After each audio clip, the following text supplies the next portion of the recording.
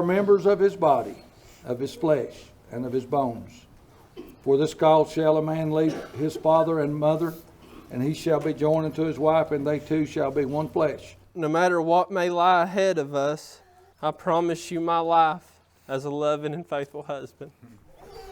God has prepared me for you, and so I will ever strengthen, help, comfort, and encourage you throughout life, no matter what may be ahead of us. As you look to him, he will give you enough tears to keep you tender, enough hurts to keep you compassionate, enough failure to keep your hands clenched tightly to his, and enough successes to make you certain that you walk with him.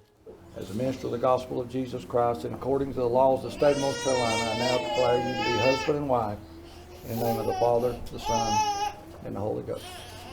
You may kiss your bride.